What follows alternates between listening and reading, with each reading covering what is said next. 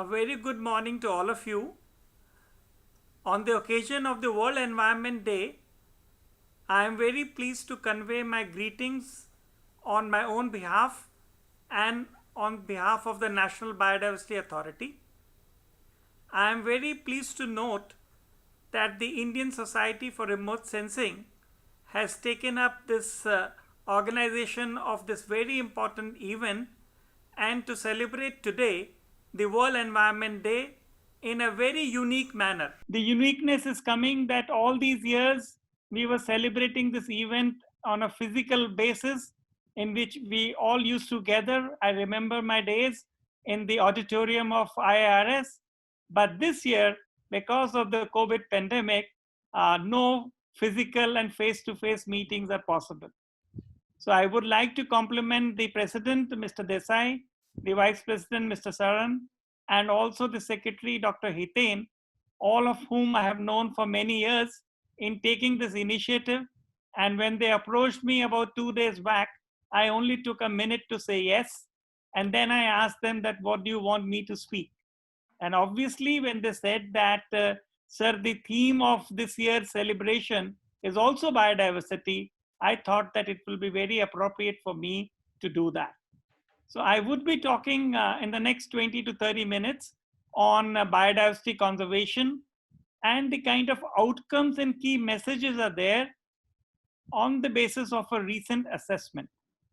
And when I talk of recent assessment, in a while I will explain that what these assessments are and how at the global level and how at the Asia Pacific level these assessments are guiding us, and they are picking us and giving us huge messages for us as scientists to follow and our decision makers and policy makers to follow. So my presentation is in 3 parts. I would first present the global picture, what is happening at the global level as far as biodiversity conservation is concerned. I will then come to our own region, the Asia Pacific assessment, and what is happening to this region. And then surely, while outlining the problems, I would also talk that what is the way ahead. Where do we need to go from here in the kind of context that we are in? Now, this is what I was talking about, the global assessment. The IPBES, it stands for the Intergovernmental Platform on Biodiversity and Ecosystem Services. As you can see that there are 4 UN agencies which have come together: the United Nations Environmental Program, or the UNEP, the United Nations Development Program, or the UNDP, the UNESCO, and the Food and Agriculture Organization based in Rome. So these 4 UN organizations have come together to assess what is happening to biodiversity at the global level and what needs to be done at the global, at the regional, and at the national level. And many of you would recall that there is a similar entity called the IPCC, the Intergovernmental Platform on Climate Change.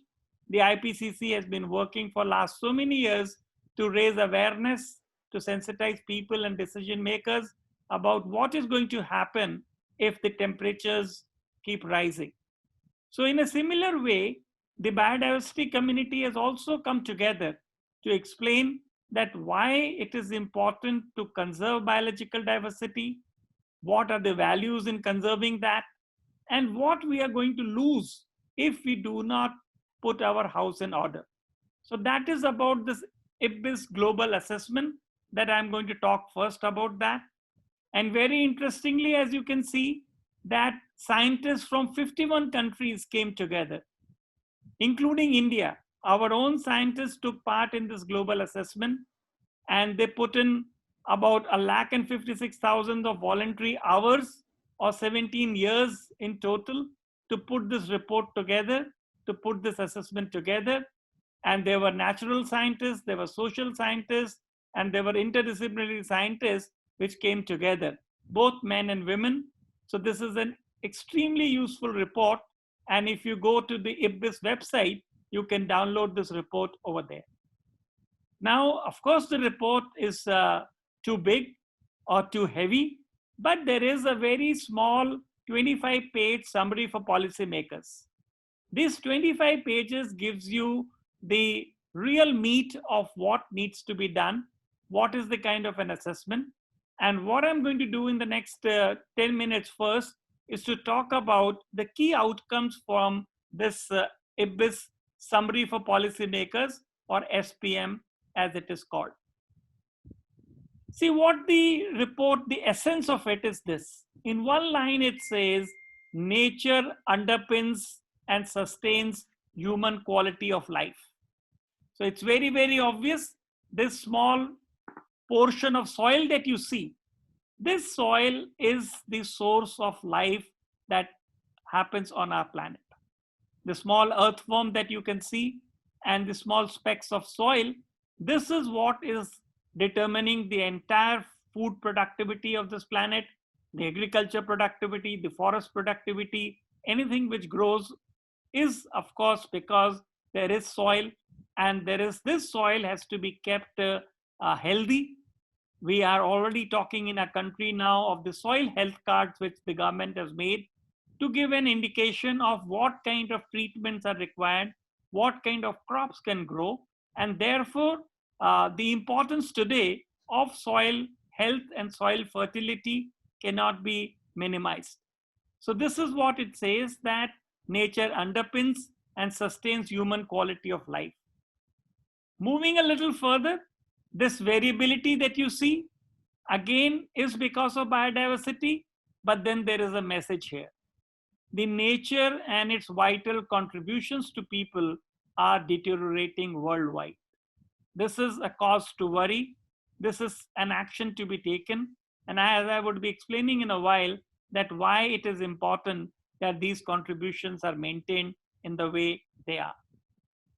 Now, this is a very interesting graphic. I want to draw your attention. These are global trends in nature's contribution to people since 1970.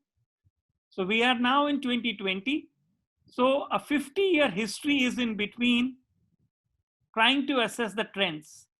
So on the left are from 1 to 18, the nature's contribution to people, regulation of air quality, regulation of freshwater quality, energy, food and feed, learning and inspiration. So these are the kind of services or contribution of nature. And on the right, you see the trends. Now trends, as everybody understands, the trends could be decreasing, trends could be increasing, and trends could remain the same. So these are the only three ways in which you represent trends, but see what the graphic is showing. And on the extreme right is whether these trends are variable or they are consistent across region. See, when UN agencies operate, they do it by region. So there are 5 UN regions. We come under Asia Pacific, about which I will be talking in a few minutes from now. So what is worrying is the trends, the decline, whether we are now talking of regulation of organisms, whether we are talking of pollination and dispersal of seeds, whether we are talking of habitat creation, this is all showing a downward trend or a decline or a decrease. And then there are areas or attributes where there is a change, but that change is not so drastic. If we do things carefully, we should be able to reverse that. And there are only a few things which show an upward trend. These are the food and feed, these are energy levels, these are materials. So these are some of the few areas where the trend is showing an increase or enhancement. But for most cases, there is a decline. In many cases, the decline is steep, and in some cases, the decline is there, but not so steep. So what is, in one line we conclude, the fabric of life is deteriorating, and it is deteriorating worldwide. What you can see in a picture, and we all know, as when our trousers or whatever else we wear, it gets torn, we put a stitch and put it together. But then there is a limit to how long this stitches or this temporary respite can hold. So this is one message which is there, that fabric of life on Earth is deteriorating. Now, this fabric is not only getting smaller, it is getting thinner, it is getting simpler, it is getting frayed. And this is what the graphic is trying to tell us, that you can do a little bit of patchwork, but there is a limit to what this patchwork will hold for, how long it will hold for, and what needs to be done. Because all indicators, and mind you, when I say virtually all indicators of the global state of natural environment are decreasing. And that is a big worry which we need to factor in. The biosphere and the atmosphere, upon which the humanity as a whole depends, has been deeply reconfigured by people. And what is the result of this reconfiguration? 75% of the land area is significantly altered. 66% of the ocean area is experiencing increasing cumulative impacts. And as much as 85% of the wetland area has been lost. So these figures are really what I would like to say a wake-up call. We need to wake up and need to take action, because we are now altering everything, whether it is land or whether it is ocean or whether it is freshwater or wetland. This is again some very hard evidence being produced on the species of both plants and animals which are threatened with extinction now. And if you see on the right, 3 categories we need to worry under threatened: species that are vulnerable, species that are endangered, and then some of these species are critically endangered. So we need to be very, very careful on these aspects that the scientists are now giving us. And on the left, as you can see, the extinction rates, they vary between taxonomic groups, but the cause of worry is the amphibian decline that we are seeing.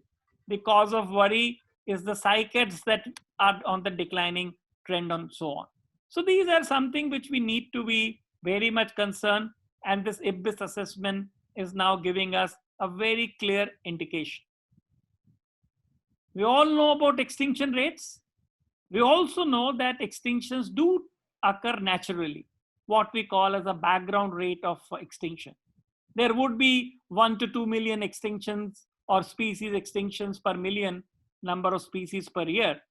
But the trend you see at the bottom line from 1500s to 1600s to 1900s, see now what the rapid increase is taking place. And as I said, there are differences there between amphibians, mammals, birds, and reptiles and fishes, but they are all there, which we need to see very carefully. Not only the species in the wild, the domestic species are also on decline. And that is where we need to worry a lot. That there are these species, whether they are of cattle, as you can see on the right, a large number of cattle species are, which these locally bred species that we used to call, they are on the decline. Similarly, when we take of the food articles, the maize, the tomatoes, the brinjal, all those variations that we have are on the decline.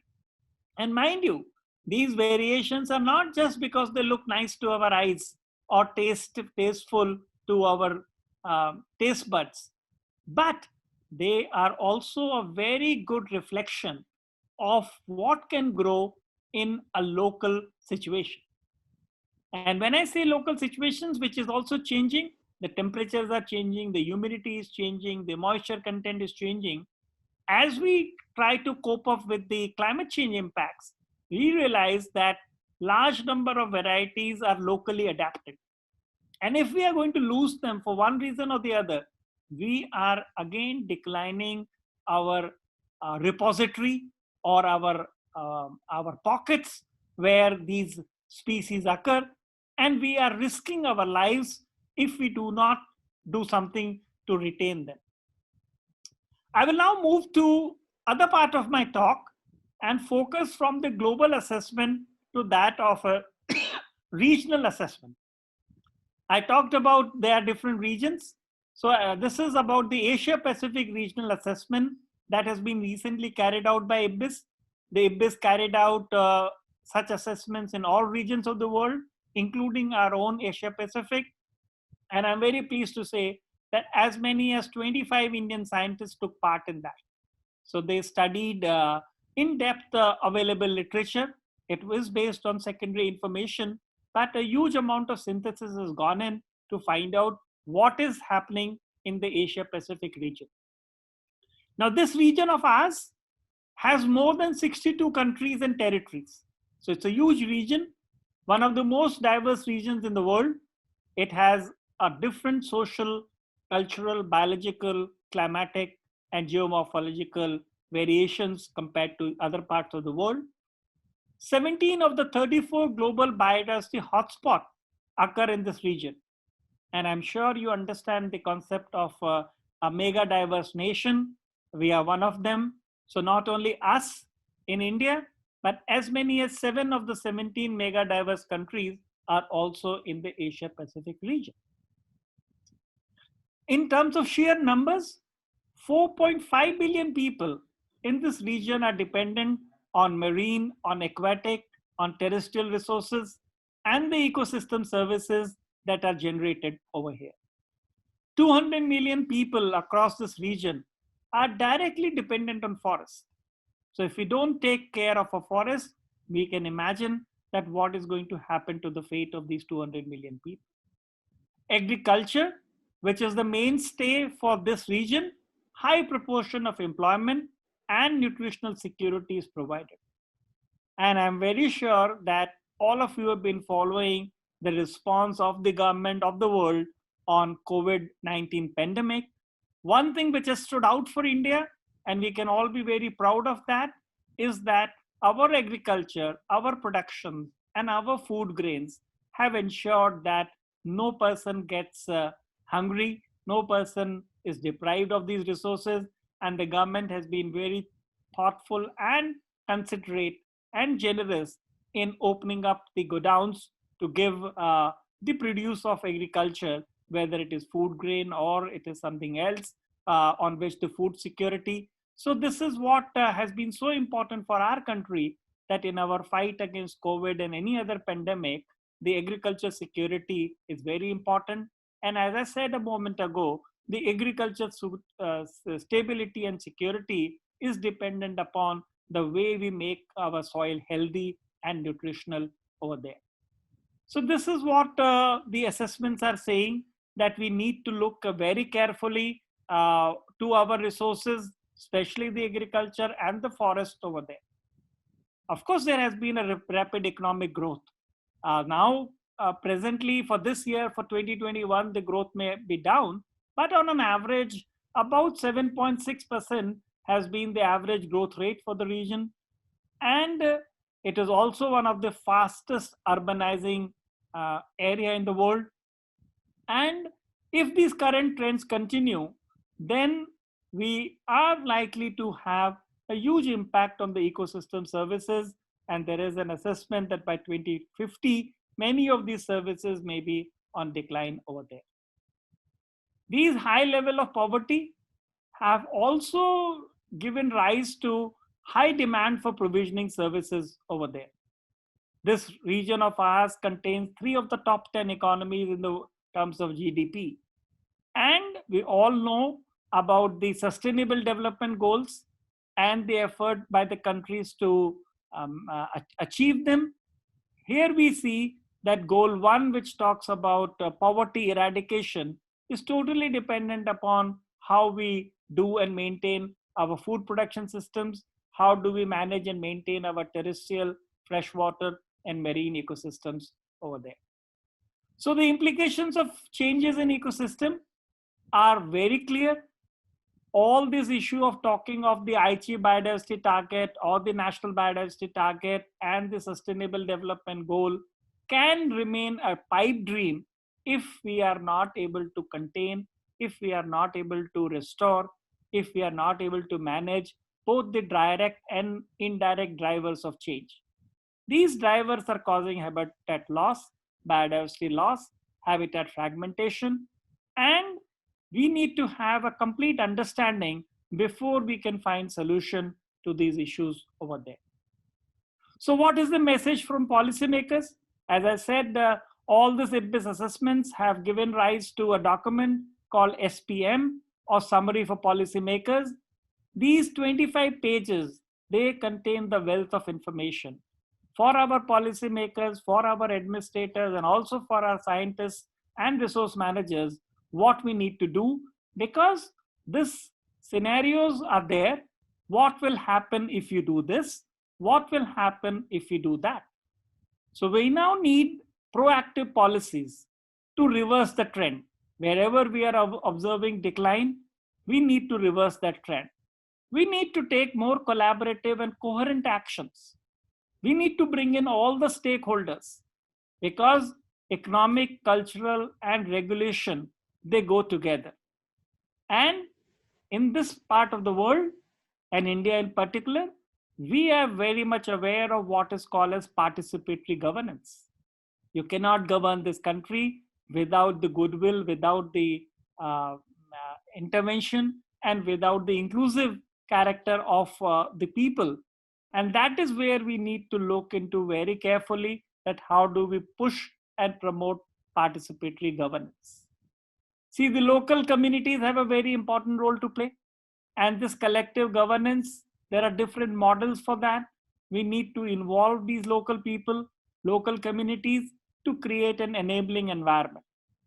We have also to look at institutional arrangements. Sometimes we get carried away by a centralized system of management. We feel that centralized system can give us more power, can be more effective, but that may not be always true. It can lead to weak governance. It can lead to poor coordination. So this is a message for our policymakers, that we need to look at these institutional arrangements over there.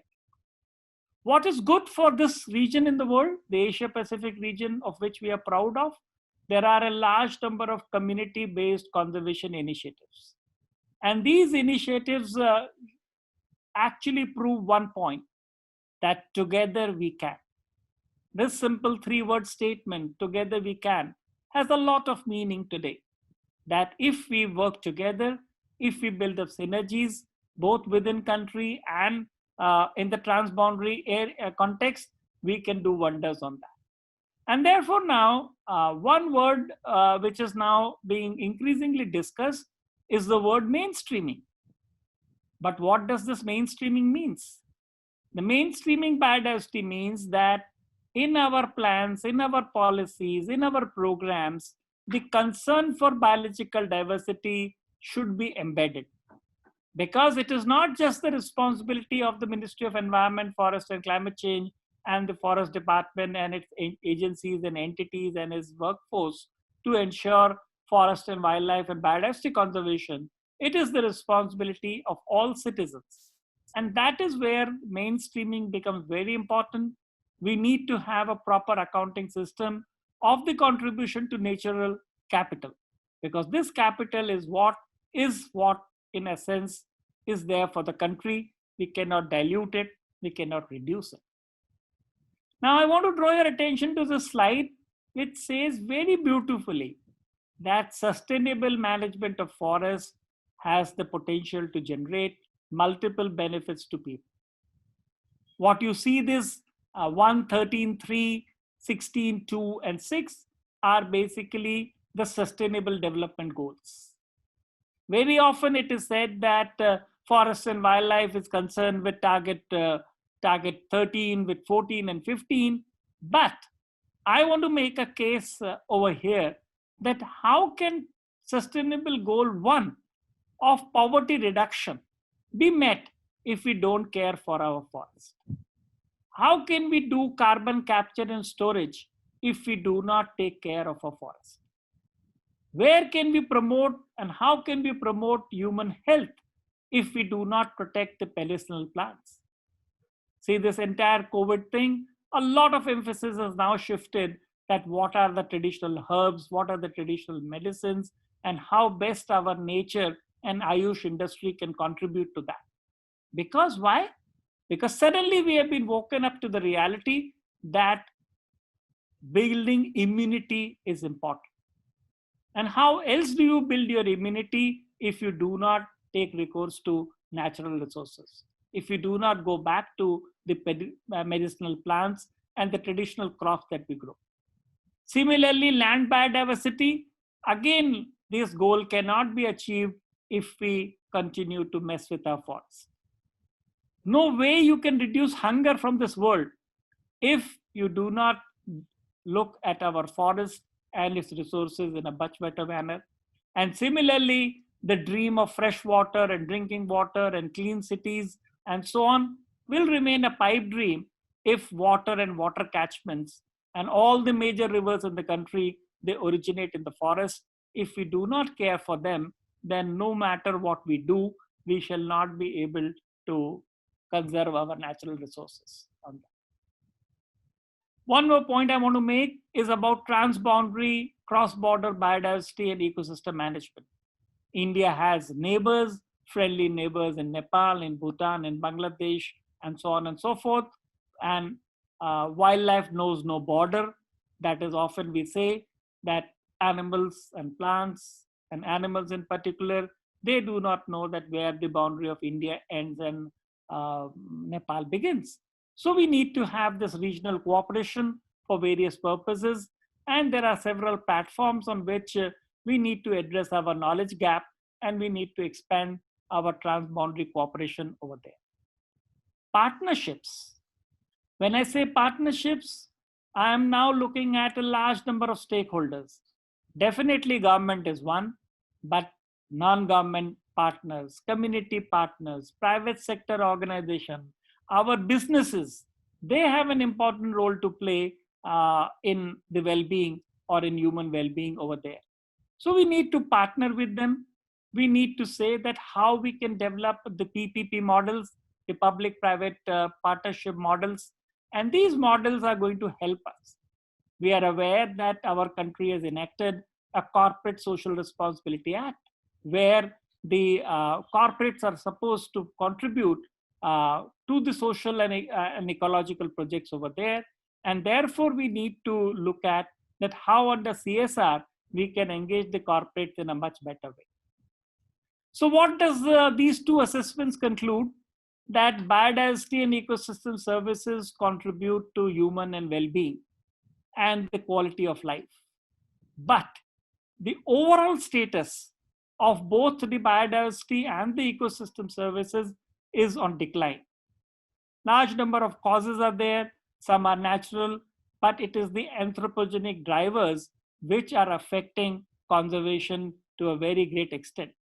And therefore, we need to integrate the analysis of the complex human nature interaction, which is lacking in many cases on that. The loss of biodiversity and its consequences are huge, and we must take care on conserving our biological diversity and also the ecosystem services which come from. So therefore, collaboration, cooperation, and partnership, they form the basis of sustainable management of the resources, and they are the best options available to reduce the impact on that. Coming very specifically to India, I wanted to show this slide. See what the slide is showing. 16% of the world's population that we hold. 14% of the world's livestock population that we hold, with just 2% of the world's area. So this is, in brief, our story of world population, 16%, of livestock population, 14%, and of land area, 2%. But then look at this as well. The country is teeming with wildlife. Any habitat that you see, from mountains to coast to freshwater to Gangetic Plain, the areas are full of wildlife. And while there are all negative or several negative effects of the last 60 days of lockdown, but it has also shown that given a chance and an opportunity, the animals can bounce back. This is one of the major learning for us during the pandemic days and during the lockdown period, that given a chance, give them a space. And it is also an indication that we have squeezed this animal wealth to very short places. And now, given a little chance, whether it is elephants or tigers or whatever species that we are talking of, they are bouncing back. We need to be very, very considerate and careful on that. This graphic I wanted to show to tell you what are the scenarios for biodiversity conservation that we have. Today, we are celebrating the World Environment Day. We are saying that the theme is biodiversity and we need to conserve it. Here is what this graphic is showing. I want to draw your attention to this dark green line, which is going downwards. So this is the line which is showing that this is the predictive loss of natural capital. If we do not take action, if we continue with business as usual, then between 2010 and 2050, our decline is very imminent. But one can draw some positive conclusions as well. I want to now draw your attention to this lighter green line at the top. This is the alternative path. So what we need to do today is to stop the loss of biodiversity. Halting biodiversity loss, whether it is at the species level or at the genetic level or at the ecosystem level, is our first effort. And if we are able to successfully halt the biodiversity loss, then we can move on the path of no net loss from that level, and we can also look at a better future in this lighter green line going upwards. But this can remain a dream. This can remain a proposition which is not practical if we do not do the steps which are there outlined on your right. Look at these 8 and 9 actions which are required. We need to set up our protected areas, which we have done. 5% of the country is under PA network, but we need to manage them effectively. We need to ensure that management of protected areas and the corridors and the connectivity areas are all included here. It takes place in a much better manner. All the scientists present here, they know the importance of restoration, how restoration ecology can help us. So wherever our areas are getting degraded, we need to do restoration on them, whether these are grasslands or wetlands or water or whatever. So restoration will require an effort. Infrastructure. I have not specifically talked about that, but the entire country is laid down with roads, with railway lines, with power transmission lines, all of them getting aligned through forest, through wildlife, creating hurdles for the animals to move. So there is what we need to restore that connectivity. That is where we need to build underpasses or overpasses, and we need to invest in the green infrastructure. And therefore, a very strong plea is being made on investment in natural capital. Because if we just keep depleting or drawing from the natural capital, it is not infinite. It will degrade, it will deteriorate. Agriculture innovation, again, a very, very important area for action, because we will have 1.3 billion and more people to feed. We need to look at various options. We need to weigh our options very carefully, whether we go to a genetically modified world, or we can bring in agroforestry interventions, or we can do regenerative agriculture to bring in these innovations. And in these innovations, I'm also talking about subsidies. Many of these subsidies, as you know, are harmful or perverse subsidies, which need to be contained on that. We need to look at our markets. We need to look at certification schemes. We need to look at sustainable consumption and production patterns. So these are the kind of things which we need to look at, and this reversal of trend which I talked about is possible if we take up these steps. As the country is going under booting our economy, we need to be very careful that what is the method, what is the kind of steps that we need to take, and how ultimately we bring in the concept of better governance and good regulation. So no country can work without regulation, no country can work without good governance. And that is what we need to take. If we are able to take these baby steps, I'm quite confident that we should be able to reverse the trend that I showed about. But presently, what is the message I want to say? Without being pessimistic, we have dramatically reconfigured the fabric of life. All those examples that I gave, are ample evidence that reconfiguration of fabric is going on. The world is becoming much more interconnected, yes, which is a good thing. But at the same time, we are also increasing equities in life. And that is not good if these differences continue to act and to broaden. We are going to have huge issues on the social, economic, and political front over there. So, in a nutshell, the global picture, as the IPCC has given, the IPBIS has also given, that this is, I would say, the most comprehensive global picture of the linkage between nature and people in recent times ever produced. Trends are undoubtedly worrying. The trends are clearly unsustainable. And therefore, here is the call for action. We need to take prompt action. Now, this prompt action has been further amplified by the scientists that we need to go further. And not only we need to go further, we need to go faster also. Because we cannot wait for action to come and unfurl in 10 years' time or 20 years' time. We need to take action now. So therefore, we need to go further. We need to go faster. We also need to tackle the root causes of deterioration. See, this is what the big assessment has given us. Drivers of change. We have identified what are the drivers of change, what action, where, and by whom it needs to be taken. And finally, we need coordination. We need integration. Country like ours, region like the Asia Pacific, we need to bring in synergies between the sectors and the scales. If we do not do that, then we will be pushed to what is called as business of usual, which is no good. Nature will have its backlash as we are facing. Therefore, we need to take all three actions: prompt action, further action, faster action. We need to tackle the root causes of nature's deterioration, and we need to act in a coordinated and meaningful way. These are some of the references which I have used. I'm leaving it here for a reader. You can go back and look at these original references. So this is what I wanted to talk to you on this occasion of the World Environment Day, which is being celebrated on the theme of biodiversity.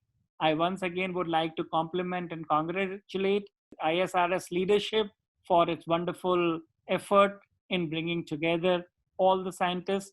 And I hope that some of the messages that we have talked about, you will be able to take home and act on them. Thank you very much.